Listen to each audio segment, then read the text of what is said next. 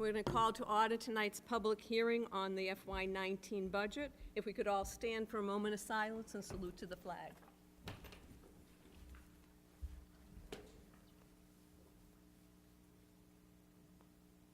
I pledge allegiance to the flag of the United States of America and to the republic for which it stands, one nation, under God, indivisible, with liberty and justice for all.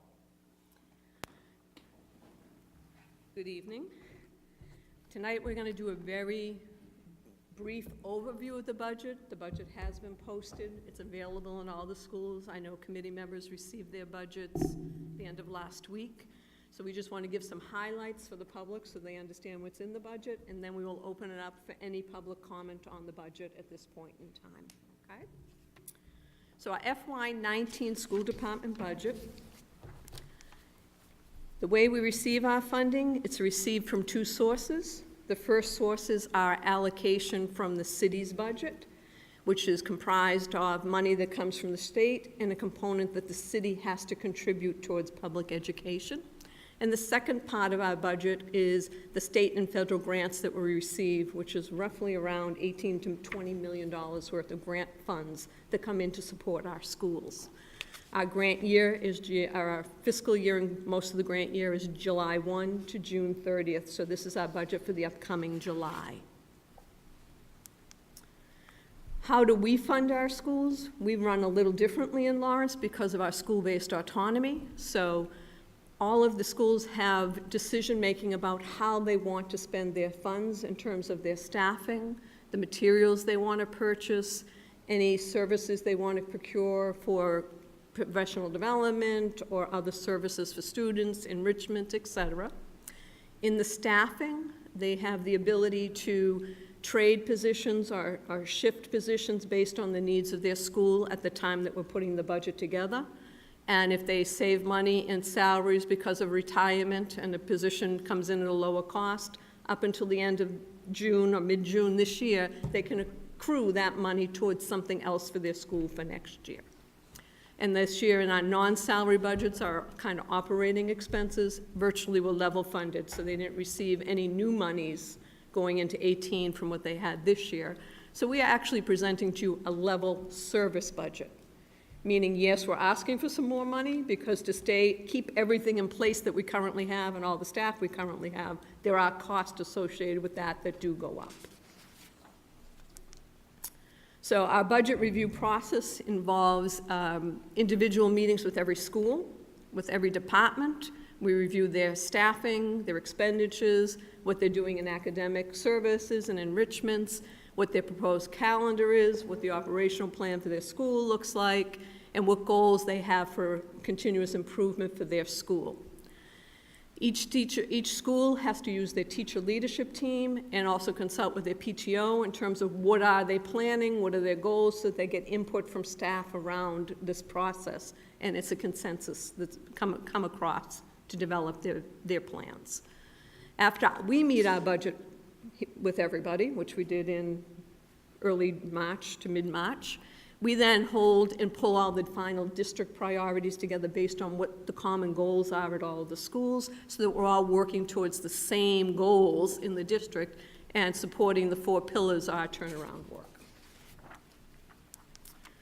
So as we looked at our Chapter 70 funds, the Chapter 70 money comes from the state and it's called our foundation money. So it's the state aid to schools in each community.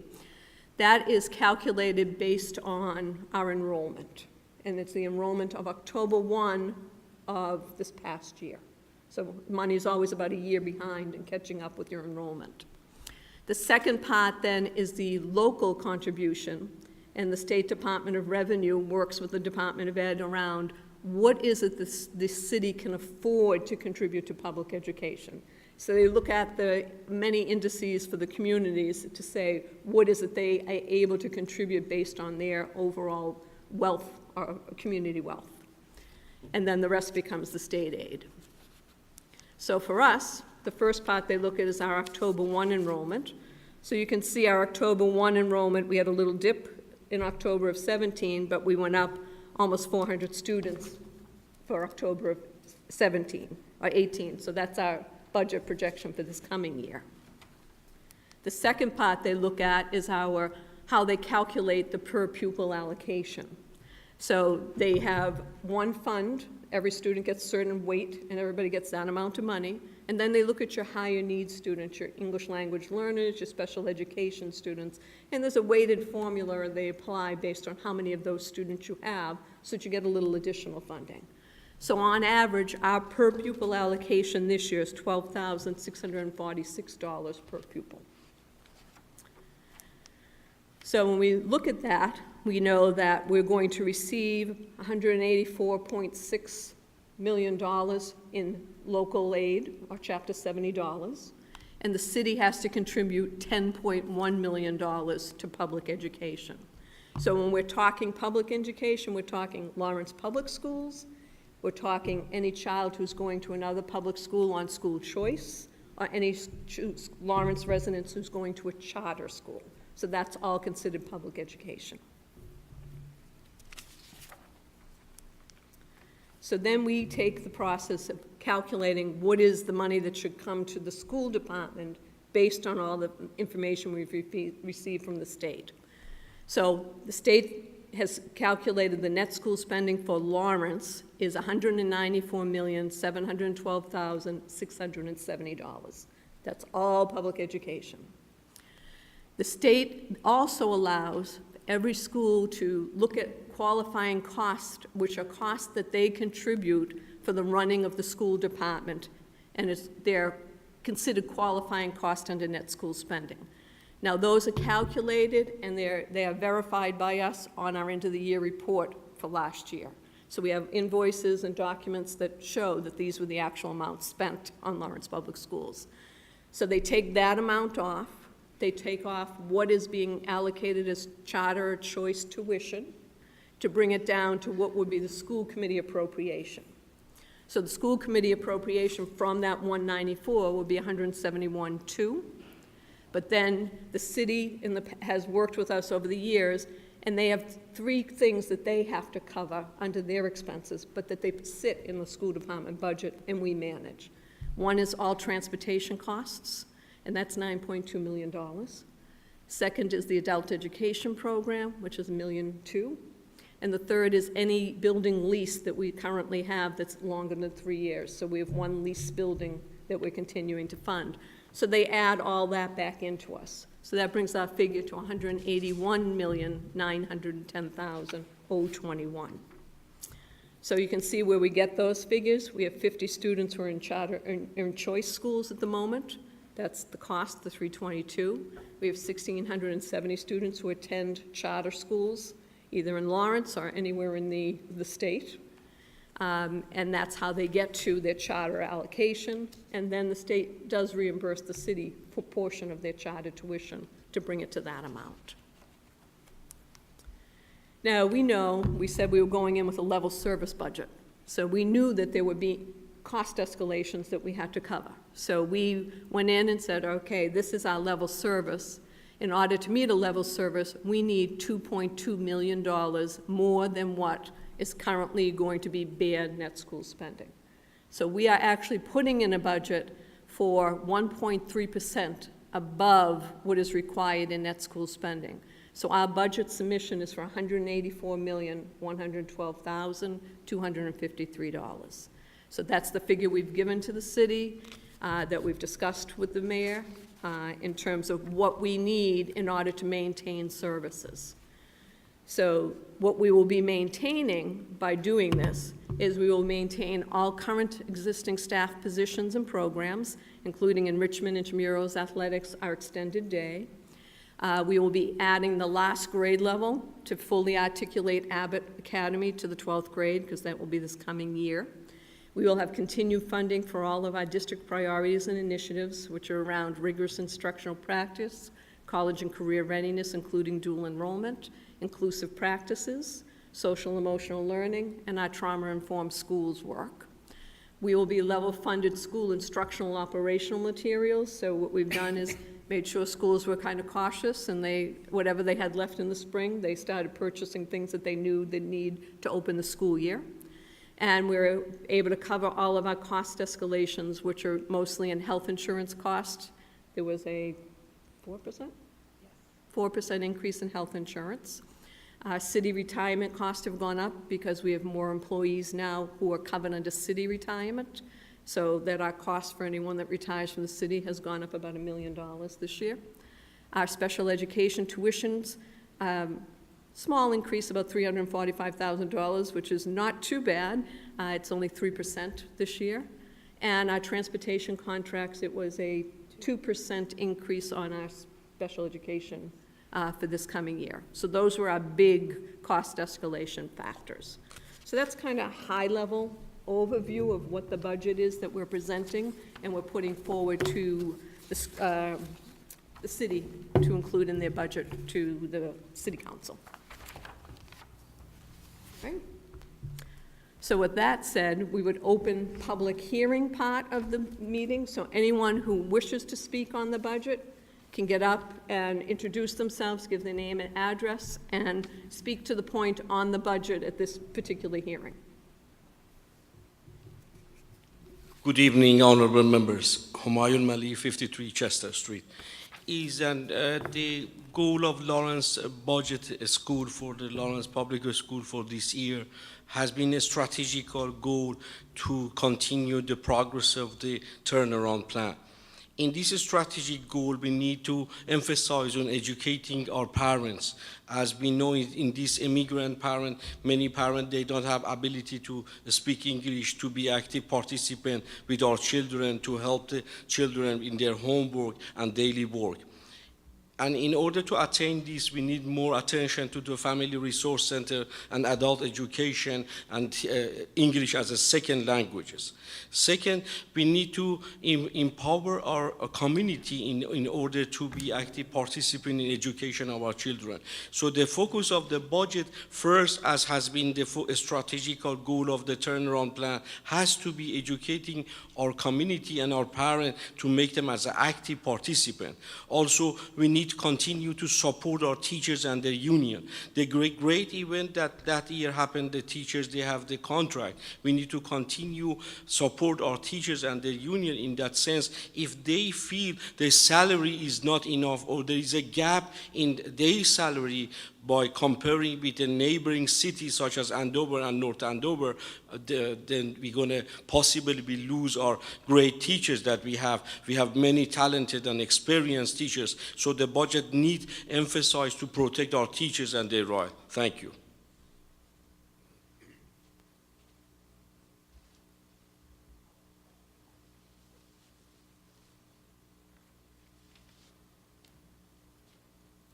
The other person who wishes to speak on the budget?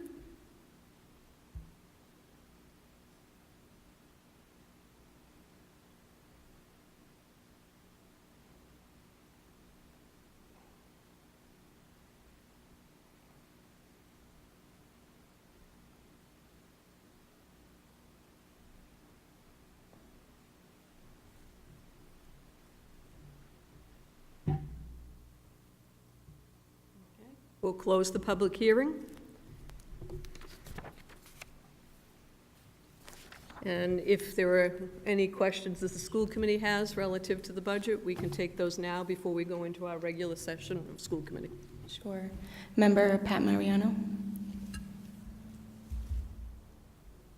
Thank you, Dr. Bergeron and Mrs. Bafagna. I just have a couple of questions. If you could refer to page 14 on the budget, the staffing for the district.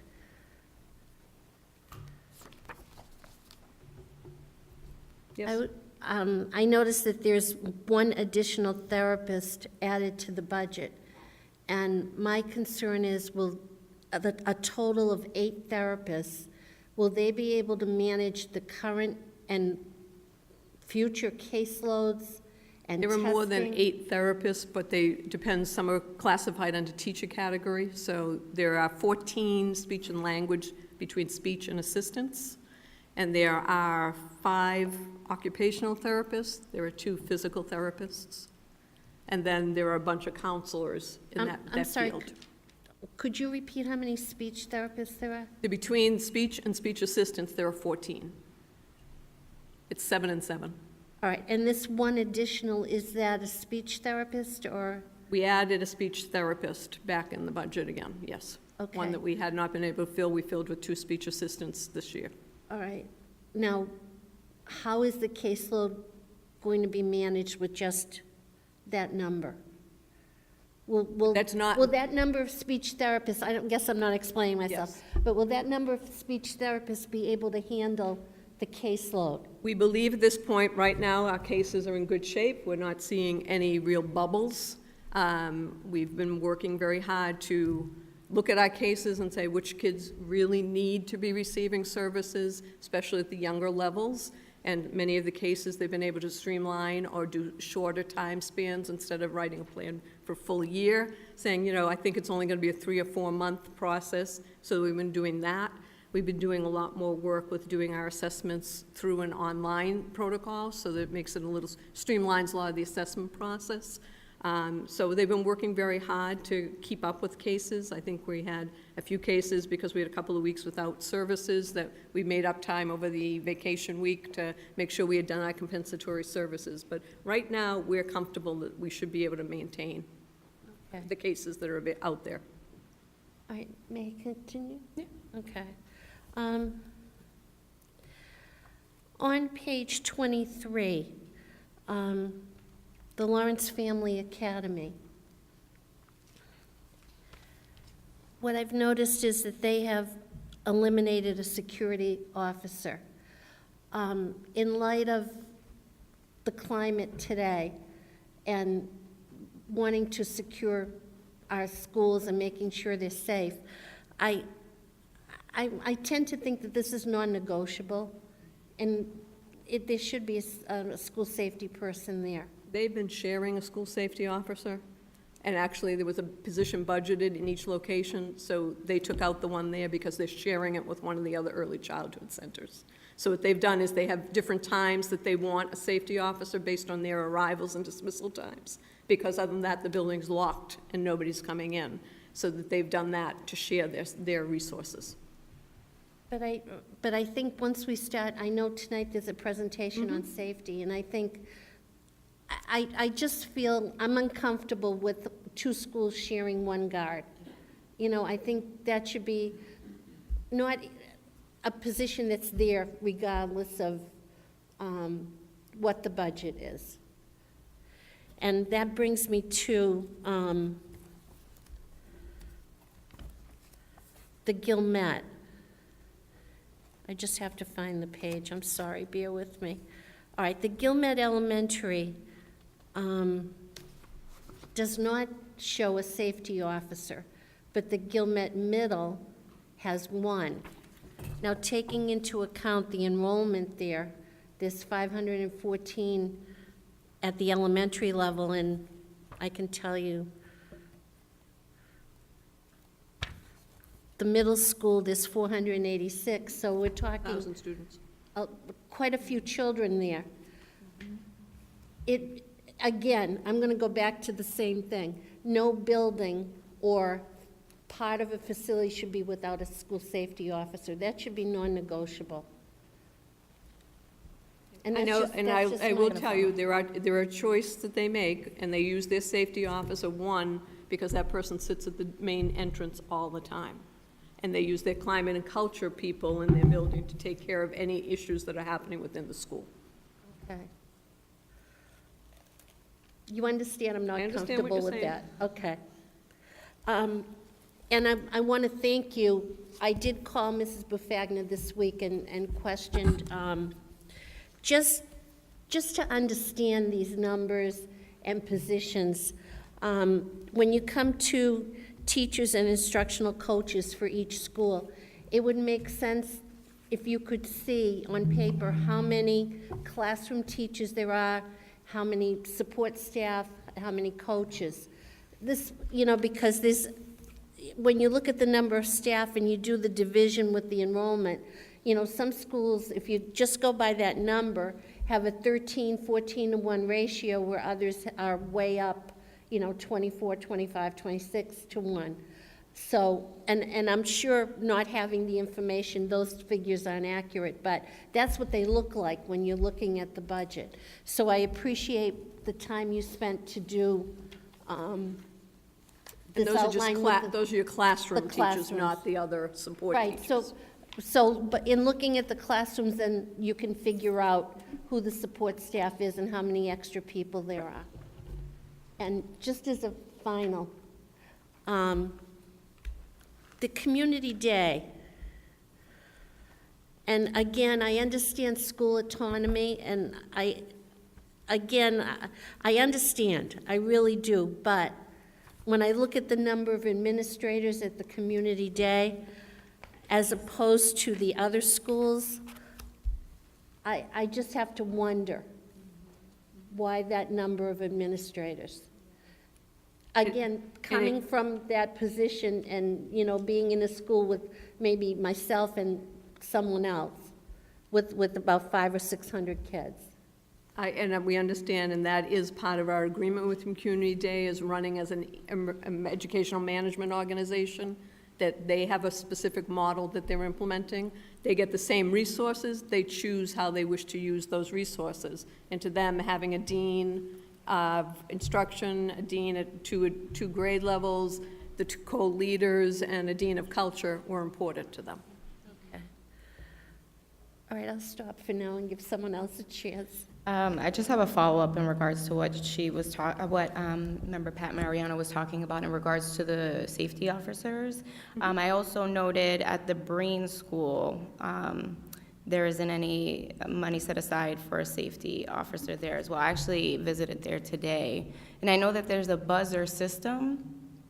However, I mean, in case of, God forbid, any event, you know, there still should be additional staff there ensuring the safety of the children. And I think just following up from our last meeting and hearing the voice of the public and parents being concerned about safety and just the current climate we're living in, you know, I really want to advocate for additional safety officers as well. In addition to that, I noticed in the increase in purchase services for the Up Academy Oliver, they're proposing, you know, additional funding for contracted services for special ed therapies. But you had mentioned earlier that there's a sufficient amount of SLPs, PTs, OTs for the district. Up Academy Oliver, in their agreement, owns their own special education services. They don't take services from the district. So they contract for their own speech if they need it, their own OT if they need it, their own PT. Up Leonard is a little different. They've more embraced using the district services, so they don't get the money towards those services, whereas Up does. Up Oliver does. At this point, are we still contracting therapy services, or are we? This year, the only thing, we've contracted a couple of bilingual evaluations, and we contracted some BCBA services at the end of the year because we had a BCBA that left and relocated, so we couldn't find someone to hire at that time. But our goal is to have all our own staff on board. Thank you. Anybody else have questions? All right. Member Donna Bernardino. So my question is about staffing, also on page 14. And I noticed there's a reduction of, it looks like 12 support staff.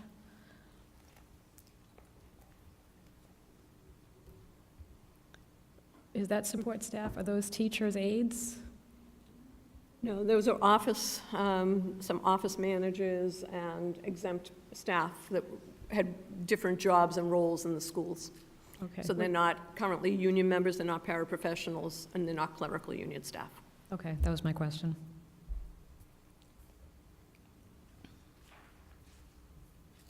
Any other questions? No? Steve? Sorry, I'm late. Okay, I'm sorry we started without you, Mayor. That's fine. Trust me, I'm good. The big thing for me was the year-over-year increase. Did you guys go over what that was and how it all broke down? I know we've had separate discussions, but I just want to make sure I posted that. Yeah, we went through in the presentation, we went back to how we calculated it all, so people were aware of how we got to our numbers, and that we had mentioned that we had asked for an additional, right now is 1.3% for that 2.2 million that we discussed with you as our request. Our intention is to meet that request, just so, and know that that's, everybody wants to figure out whether or not we're gonna be in a 2.2 deficit or we're gonna meet that request. Our intentions at the city, as we build our budget for next year, is to do that. I think that my request from this body and from parents and folks in the audience who want to see all the enhanced programming and support to the schools is we got to be there for the days that they're going to pass the budget, because city councilors get divorced from this process and they only see what's in front of them, which is a city budget that has one line of the school budget. And what's important is for them to know that we support this budget, and in this budget, that budget needs to go up to 0.2%, $2.2 million. And so I'm hoping folks will show up. I'll make sure that the dates get posted for when the budget hearings are. I'm sure they don't have our budget yet, so they don't have their schedule set up. But that's gonna be crucial because, when you're trying to cut, if at the end of the day, we end up raising the 2.5% increase on taxes. When they're trying to cut 2.5% out of the budget, man, that transportation line looks good. It's like an easy place to go cut $2 million. Or the school budget looks like this big fat number. And so I would encourage everybody to participate in that piece of it. But on top of that, we are making some other, that wasn't in the budget, but it's in our capital improvement plan, some capital investments,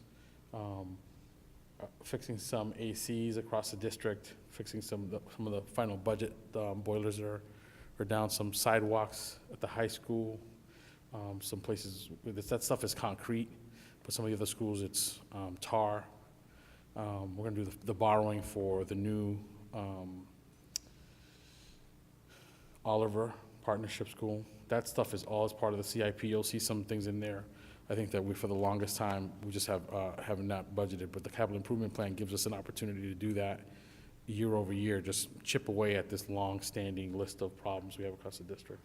So even though we're doing 2.2%, $2.2 million added to what was from just to maintain level services, we're also doing all this other capital improvement investment to keep the place running. I think that's all I got.